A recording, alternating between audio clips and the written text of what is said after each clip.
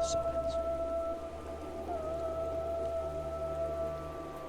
Scenes like the parading of German prisoners through the streets of Moscow were having a devastating effect on the morale of Germany's higher military leaders. And who could blame them? After all, the summer of 1944 is a disaster for the German army, worse in its totality than Stalingrad even.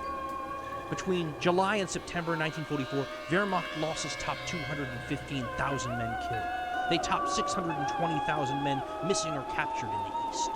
106 divisions shattered in a few months.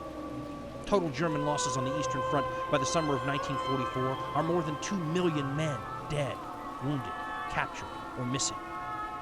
This leads to yet another attempt on Hitler's life on July 20, 1944, the most successful one to date, by the way. It's known as the July 20th plot. This is the famous one, where Count Klaus von Stauffenberg smuggles a bomb in a briefcase into Hitler's conference room. The resulting explosion killed several of Hitler's confidants around him, but a heavy wooden table saved the Führer's life. Many, many Germans would pay the price for that failed assassination attempt.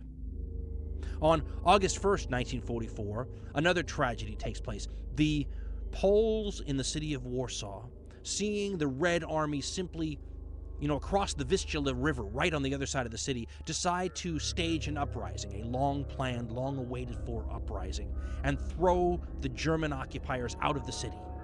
Now, it's a complex affair designed to have one Polish faction gain the lead on a pro-communist Polish faction. The uprising comes a year and 4 months after the uprising in the Jewish ghetto area of Warsaw. That revolt led to the SS killing 20,000 Jewish men, women, and children, and then sending the 50,000 captured survivors to the death camps.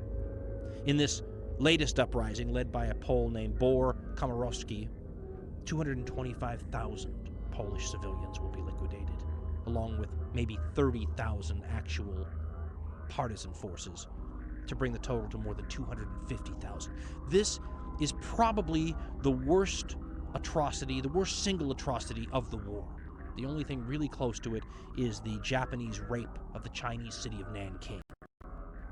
The Germans actually lost 17,000 of their own men, crushing this rebellion. And it was crushed with such violence and a level of atrocity that even shocked the Germans that they felt compelled to execute the leader of the division that carried out, the quelling of the violence. How bad does an atrocity have to be for the Germans to execute someone for being too atrocious?